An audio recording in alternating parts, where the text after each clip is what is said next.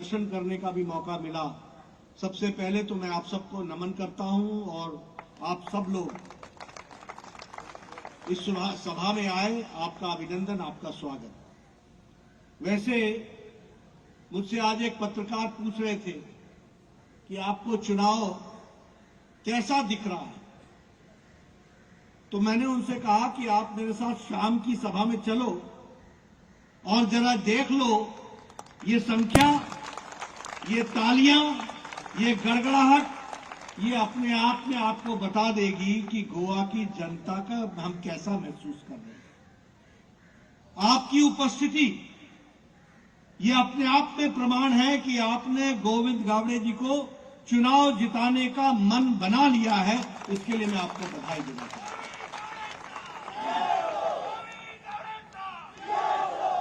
लेकिन मित्रों, गोविंद जी को चुनाव जिताना, विधानसभा में भेजना, यही लक्ष्य नहीं है। ये माध्यम है। माध्यम कैसे है? आप इनको चुनाव जिताएंगे, ये नया गोवा बनाने में अपना योगदान करेंगे, इसलिए गोवा का विकास हो। और इसके लिए भी आप समझिए, ये अकेली बीजेपी है जो जनता के बीच में रिपोर्ट कार्ड लेकर के जाती है। नो अदर पॉलिटिकल पार्टी, कोई और राजनीतिक दल रिपोर्ट कार्ड लेकर नहीं जाता है। अभी मेरे बाद गोविंद जी भाषण देंगे, मुझे एक अगले सभा में जाना है। 8 बजे आप रोक लगा देते हैं, तो इसलिए मैंने गोविंद जी को कहा कि मेरे बाद बोलना। अभी सदानंद तनवाड़े जी आपको बोल करके गए, मैंने ये किया, हमारी सरकार ने ये किया, ये किया, ये किया, उन्होंने कोंकण भाषा में बताया। अभी ये भी बताएंगे आपको, थोड़ा बहुत मैं भी बताऊंगा। लेकिन ये रिपोर्ट कार्ड रखने की परंपरा ये मोदी जी ने सिखाई, बीजेपी ने सिखाई, इसको हमको याद रखना चाहिए। बाकी किसी भी दल में ये ताकत नहीं है।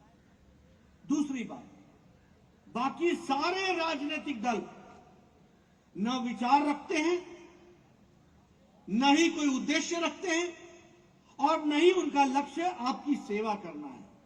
उनका उद्देश्य सेवा के नाम पर मेवा खाना है। उनका उद्देश्य अपने परिवार को चलाना है। उनका उद्देश्य परिवारवाद पार्टी चलाना है।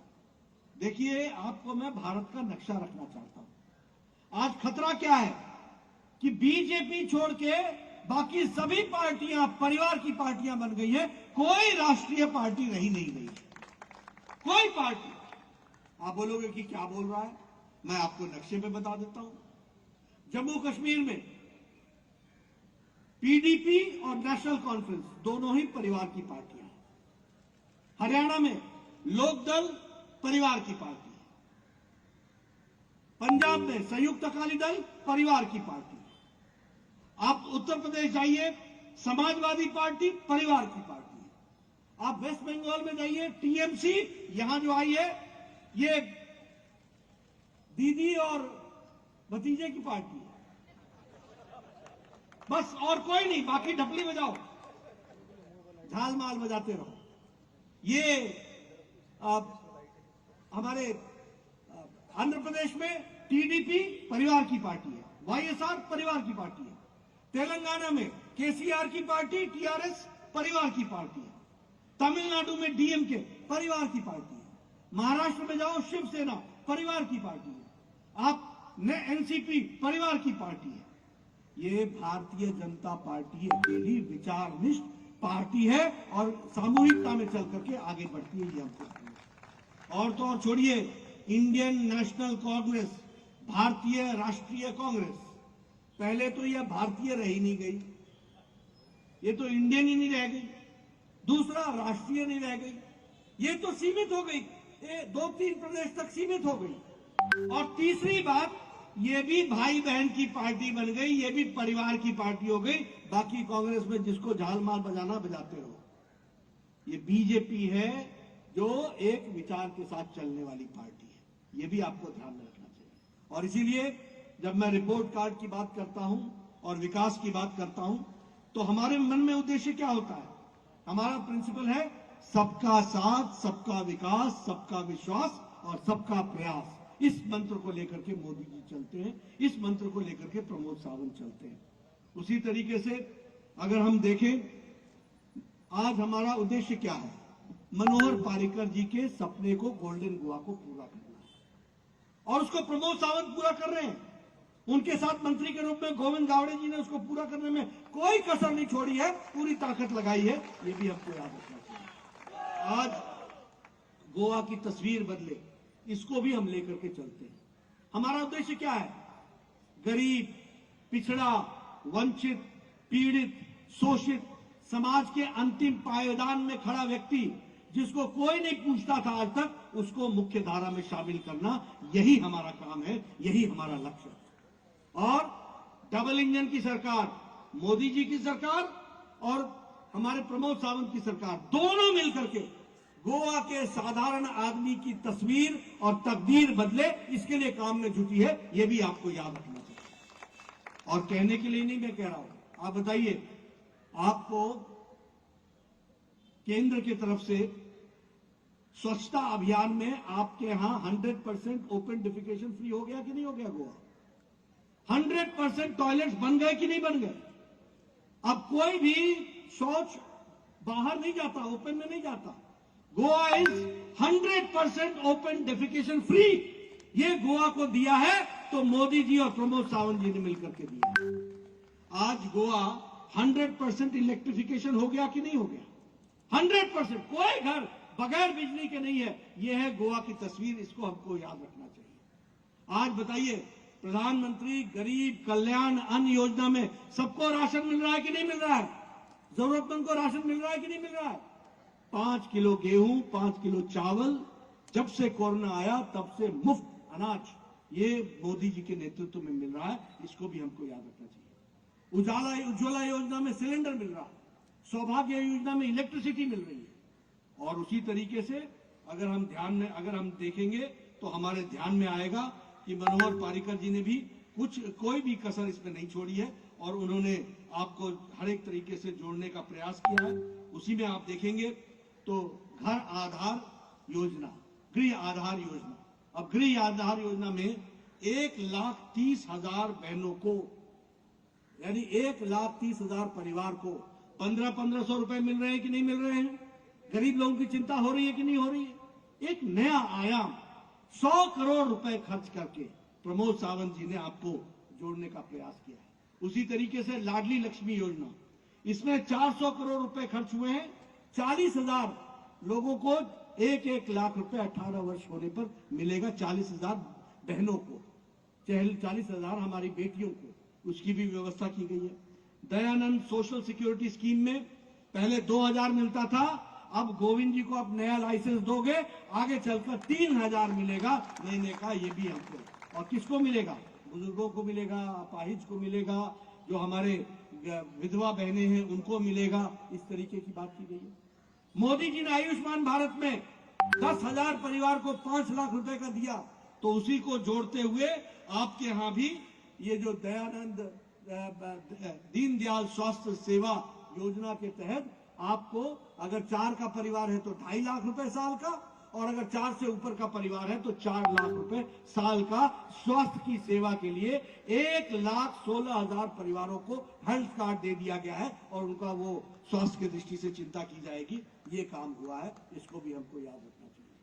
आपके यहां मैं पहले आता था तो पहले मैं फेरी पर बैठता था, फिर गाड़ी को भी फेरी में डालता था, तब जाकर के गोवा में मांडवी रिवर क्रॉस करके इस तरफ आता था। आजकल कहीं अटल सेतु, कहीं जुआरी ब्रिज बन रहा है, कहीं अंडरपास, कहीं ओवरपास।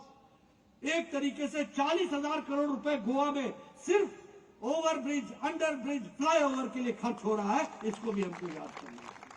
और इस बार के बजट में सारे देश के लिए 20,000 किलोमीटर की सड़क बनेगी 1 साल के अंदर, और 25,000 करोड़ रुपए इसके लिए रखे गए हैं। वो भी हमको याद रखना चाहिए, उसको भी हमको ध्यान में रख करके अपनी योजनाओं के बारे में चर्चा करना चाहिए।